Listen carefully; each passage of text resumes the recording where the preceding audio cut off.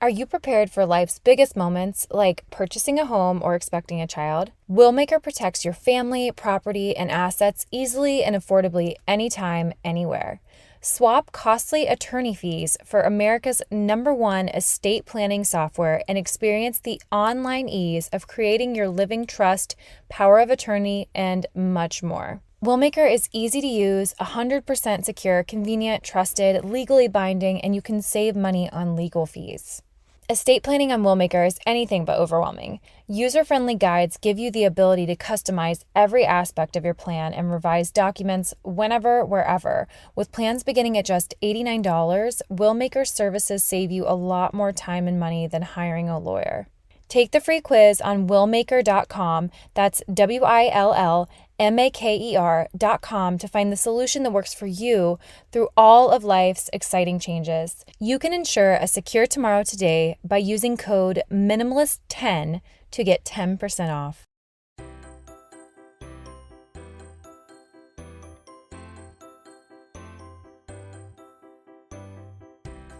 Hello and welcome to the Minimalist Moms podcast. I'm Diane. I'm a mother of 3 living in Columbus, Ohio. I'm trying to make room in my life for what matters by getting rid of the clutter and living life with purpose. I hope you'll join me on the journey to think more and do with less.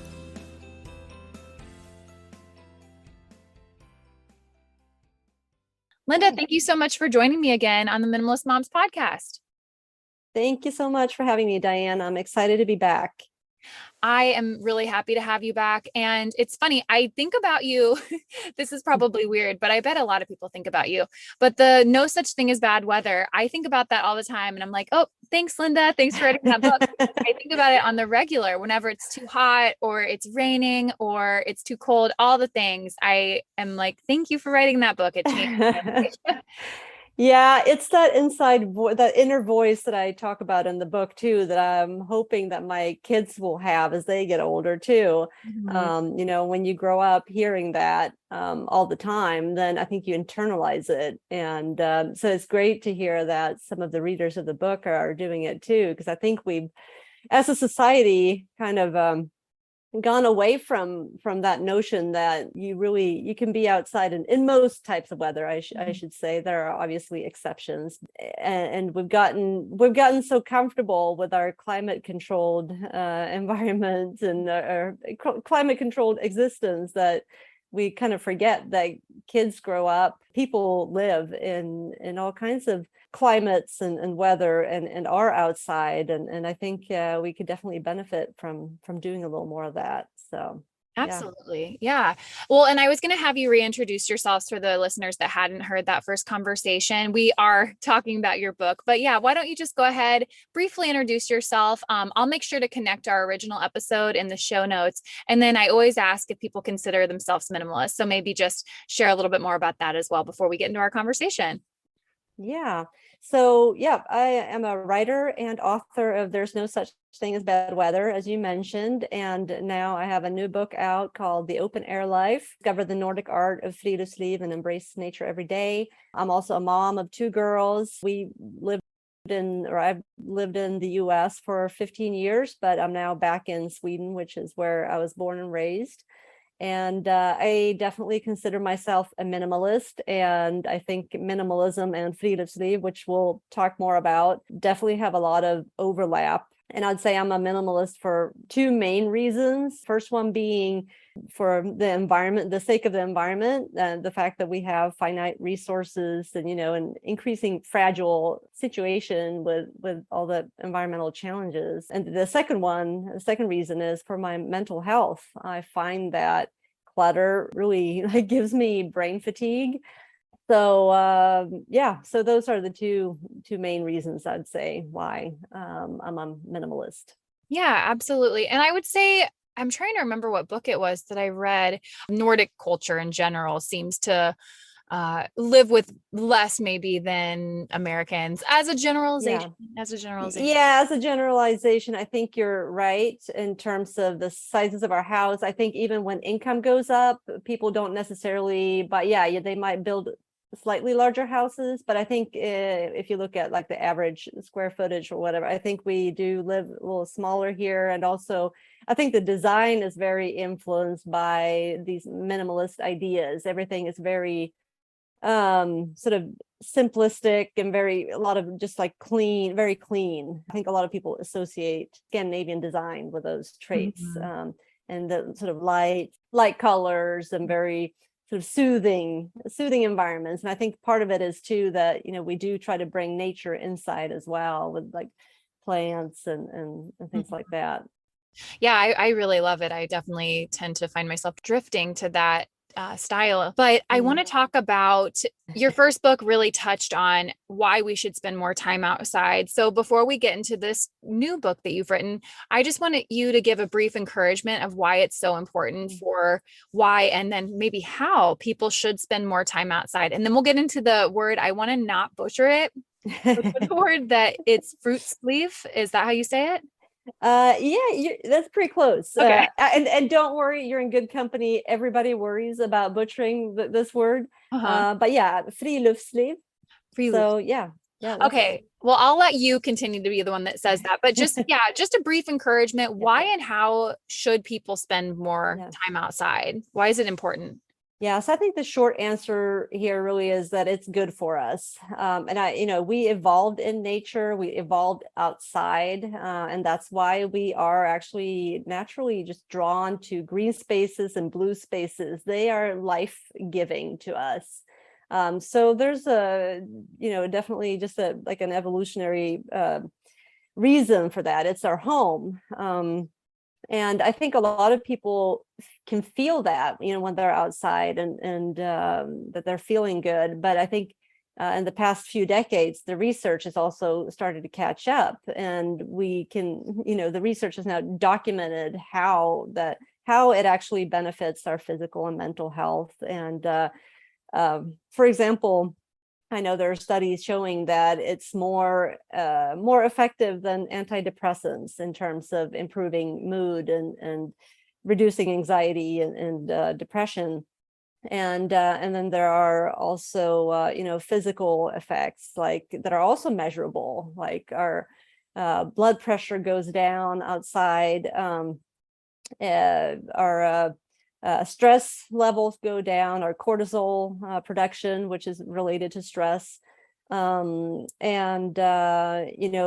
get vitamin D, which is crucial to our immune system and all kinds of functions in our bodies. So just walking outside has so many physical benefits, like reducing the risk of type 2 diabetes and obesity and heart disease and several types of cancer as well.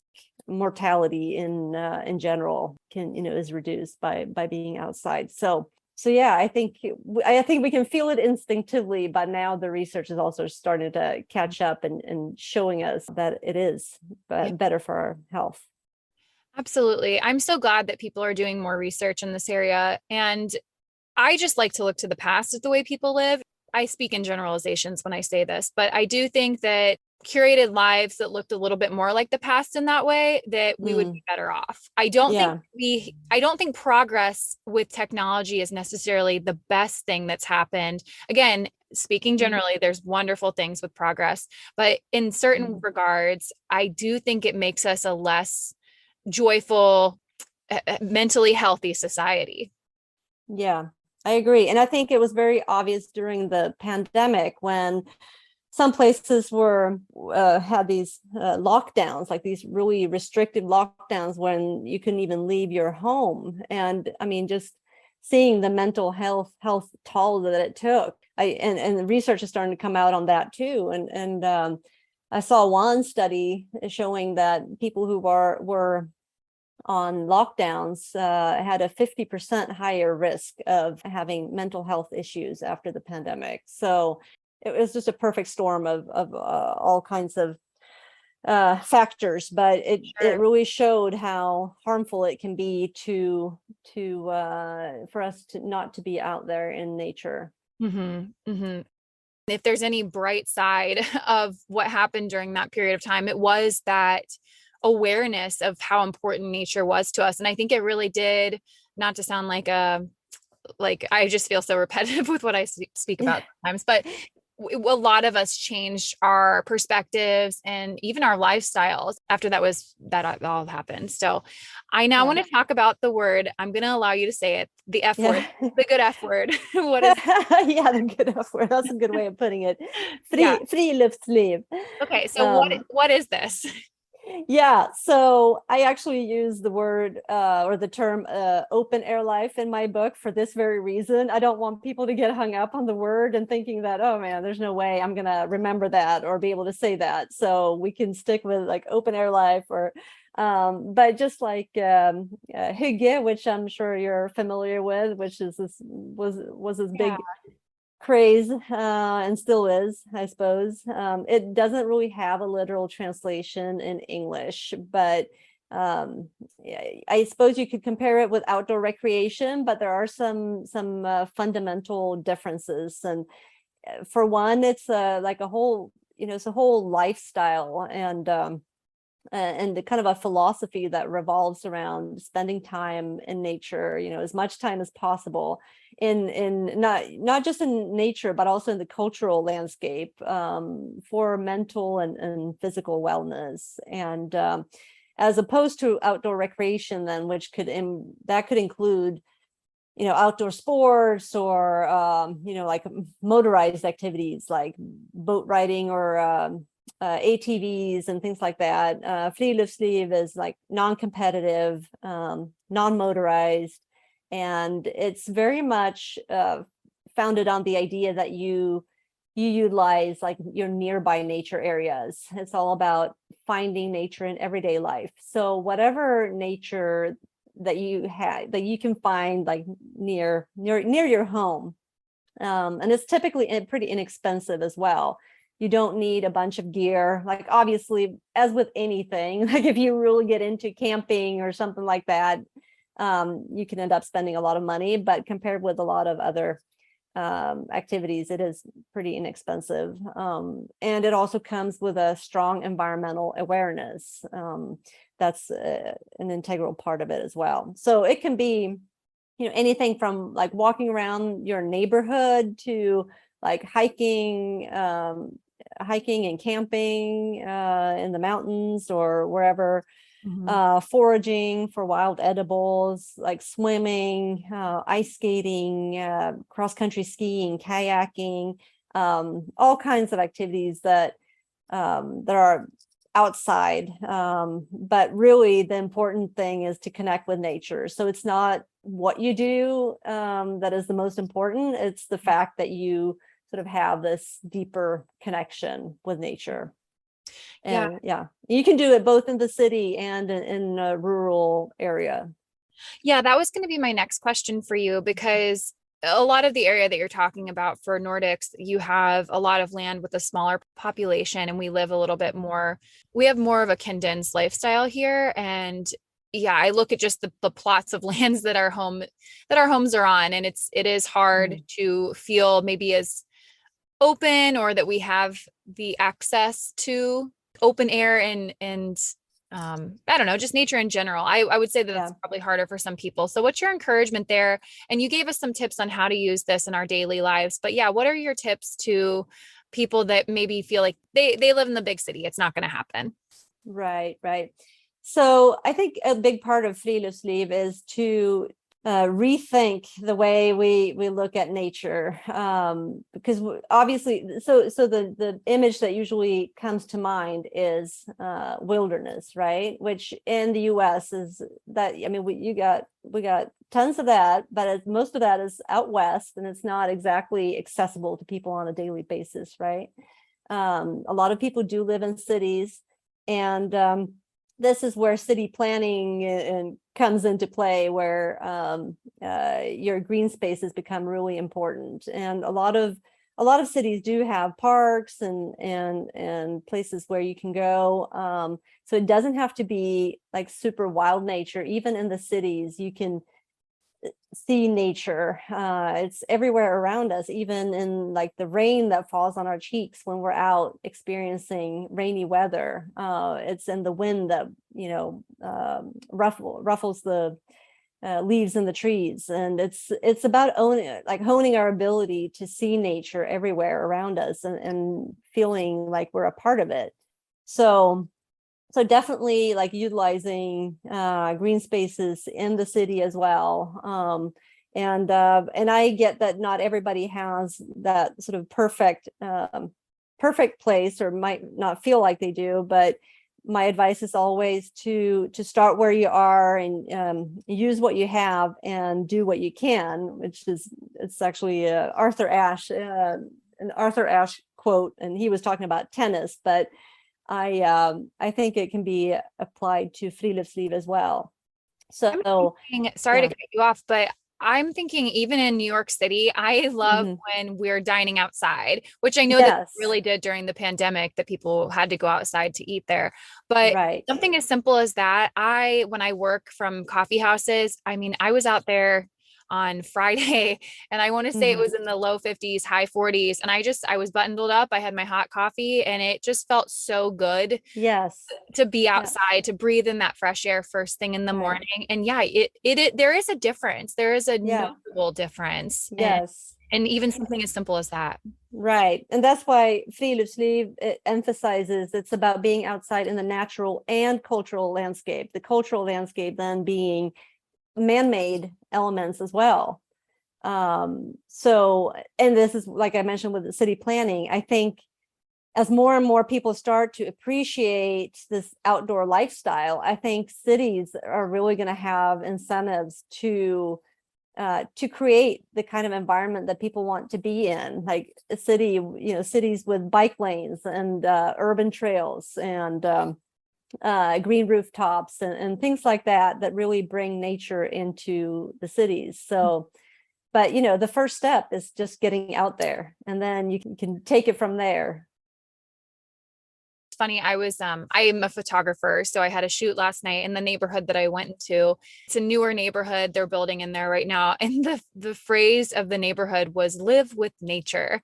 So I mean, I think that I don't want to say it's trendy. I just think people are starting to recognize that this is what people want, even if they're living closer to the city, that they want to be near nature. There's something about it. At the end of a long work day, like you want to have that access to access to nature. It's so important. But then it's also worth mentioning that, the wilder a place is, the more restorative it will be as well. I mean, it is important to get away from the city as well sometimes, but it might not, obviously it's not something that you can probably do on a daily basis, but if you can do it every once in a while, that's worth a lot too. But you mentioned New York City, and I've been there a couple of times, and I love Central Park. And also the last time I was there, I visited, I walked along the High Line, and I loved it. I really loved how it made me feel like I was in a different place almost. It was like, both the elevation, I felt like I was literally closer to the stars, and then all the native plants along the trail. I thought it was really, really a fantastic example of what can happen when organizations and volunteers in the city really put their minds together. Yeah, that makes me think we have an area close to us, and a lot of the buildings are just empty, that no businesses have taken over those spaces. And I'm like, we should just knock down all of these things and just plant some grass, replant things. And I mean, in 5 to 10 years, this could be a totally different space that is usable, and it's just not ugly with all these old worn out building. I don't know. I'm like, if they're going to remain empty, what is the point? This is just an eyesore. I think, a few years ago, I felt like there was a bit of a movement going on for like pocket parks, creating utilizing small empty spaces in cities. I'm not sure where that's at right now, but I know that there has been a bit of a movement for that. That's a good idea, to maybe take that to a city council, like a local city council. That's a great idea. Today's episode is sponsored by mylifeinabook.com. This is probably the most thoughtful gift I've ever come across for parents or grandparents for the winter holidays as families get together to celebrate. It's basically a very powerful way to connect emotionally with them, preserve the most precious memories, and show them that you really care. And best of all, it's an instantaneous gift. I've tried it with my mother and she totally loved it. Every week, mylifeinabook.com lets you choose from a list of thought-provoking questions or even write your own that gets sent to your relative by email. Your relative writes their answer and you can choose to add a meaningful picture. This happens every week, and at the end of 1 year, all their stories get combined in a beautiful keepsake book that you can store your relatives' memories forever and pass them on to future generations, which is printed and sent to you. You can request as many copies as you want and even get it in audio format as well. With mylifeinabook.com, you can give those you love most a personal gift that tells them they're meaningful to you in all future generations. To save $10 off your first purchase, use discount code MINIMALIST. That's MINIMALIST to get $10 off mylifeinabook.com. Check out the link in the show notes for more. What if I told you there was a new product out there that can tackle your negative impact on our climate just by using it once a day? There is. And believe it or not, it's actually a credit card. I was so excited to discover Aspiration Zero credit card. So many of us care about the environment, we care about the climate, and we want to know what we can do to have a daily effect. But it can be daunting. That's why I love this credit card. And I'll tell you a little bit more about it. Aspiration Zero is the first credit card that fights climate change by planting trees with every swipe. The way it works is simple. With an Aspiration Zero credit card, you plant 2 trees with every purchase you make, and 2 trees soak up about the same amount of carbon dioxide from the air as the average American puts out every day. And along with the reward of knowing that you've turned buying a latte into a way that you can do your part to save the planet, you get the other kind of green reward too. Cash. Unlimited 1% cash back on all your monthly purchases when you hit carbon zero for the month. Thanks to people like you, Aspirations made a huge impact. They've already planted 75 million trees. Make your dollars make a difference. Apply for the Aspiration Zero credit card today and earn a $300 welcome bonus after spending $3,000 in the first 90 days. Apply right now at aspiration.com/minimalist to go carbon neutral effortlessly and earn a $300 bonus. Go to aspiration.com/minimalist. The Aspiration Zero MasterCard is issued by Beneficial State Bank, pursuant to license by MasterCard International Incorporated. Good credit required. Terms and conditions apply. Millions of Americans experience thinning hair. It's more than common. It's actually normal, but it's not openly talked about, especially amongst women.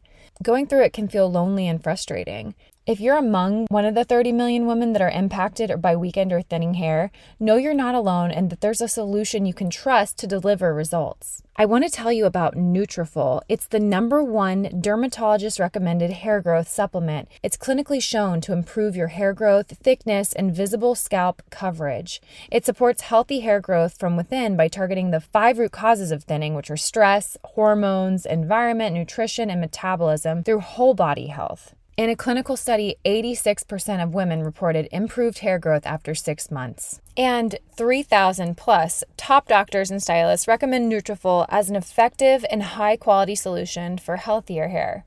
Who doesn't want that? It's a simple addition to your daily routine.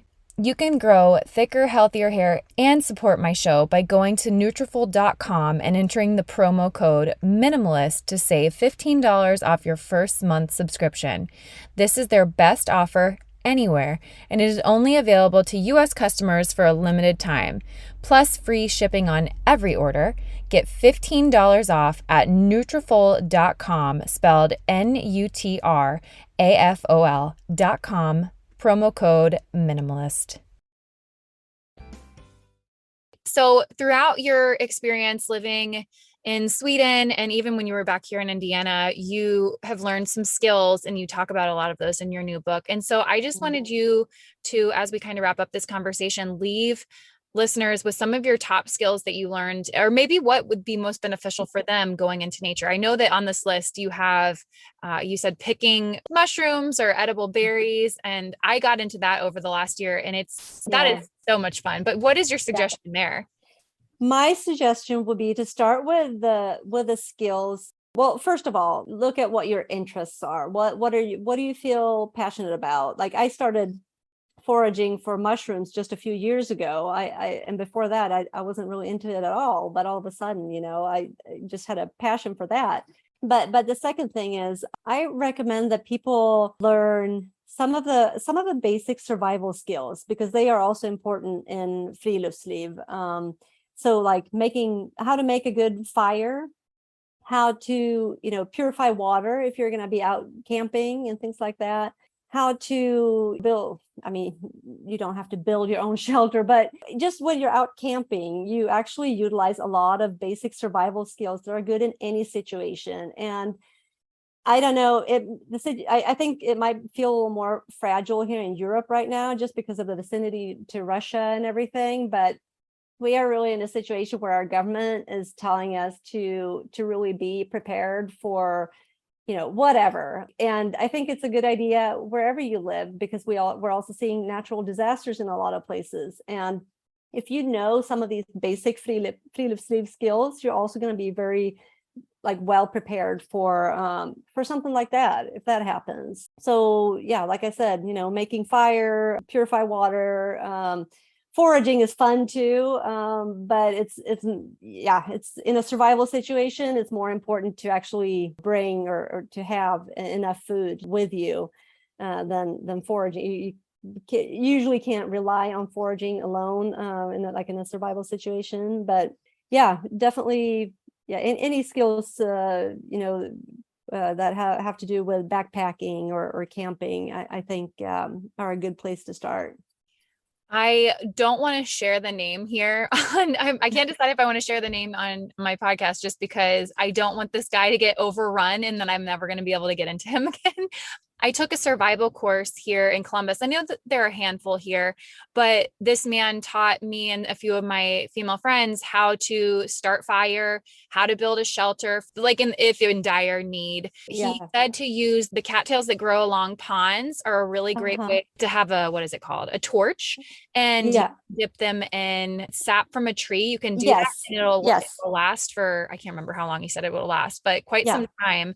And I'm trying to think of the last thing he taught us. Oh, just how to make rope with, again, I can't remember. I'm like, it's been so helpful for me. Like straws, or like grass straw. Grass straws. And obviously these are things that you're going to have to forage for, but just some of these basic little skills, I mean, that is life-saving. Everyone should have some of these basic skills. I mean, I feel like, again, looking to the past, we used to learn these things in school. And now if we have the grocery store taken away, or if things got really dire, I think people are more prepared now than we used to be. And also, like I said, natural disasters and things like that. So definitely always a good thing to always be prepared. The old scout saying, it holds true. Be prepared.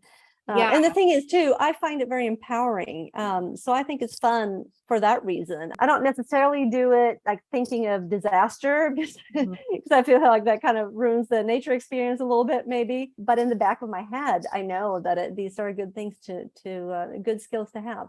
Yeah, absolutely. When I was there, I purchased the book 101 Skills You Need to Survive in the Woods, and it's by author Kevin Estella. So I'll link that in the show notes, and that's helpful too, just for some basic ideas if you don't have the ability to go take a class. But I do highly recommend, I'm going to share his name just because he was such a wonderful man. His name is Kevin, of the Tau Wadi Nature School, and that's out in, I think, the Canal Winchester area of Columbus. So for anyone listening local, I highly recommend him. He was fabulous and really knowledgeable.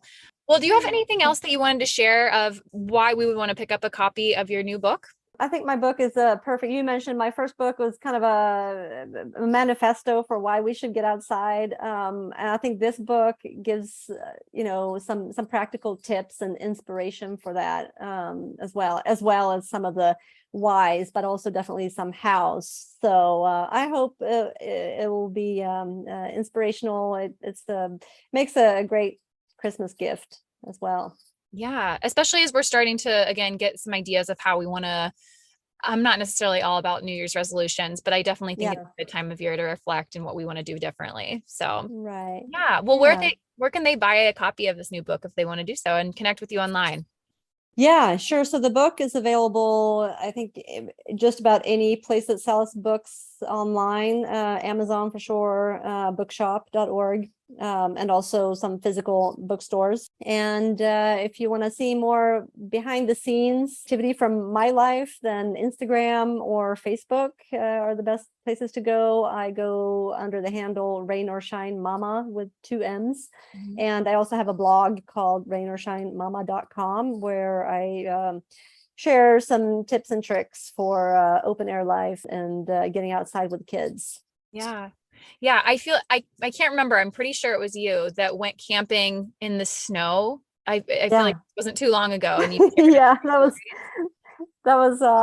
was last winter. Yeah. I did a challenge to sleep outside for at least one night every month of the year. Uh-huh. And that was it was a fun way to challenge myself. It was my first time, and it was actually it was a lot better than I expected. So I'm doing it again this year. Yes. That is such a great idea. I'm like, maybe when my kids are all over the age of 10, I'll go and do that. That's a great goal to have for sure. Yes. Linda, as we wrap up this conversation, I'm going to ask you quickly the 2 questions I ask every guest. And this is more quick fire questions. But the first one is, what has been a beneficial resource to you that you'd like to share with the listeners? So I want to share the book I'm reading right now, which is Our Wild Calling by Richard Loeb.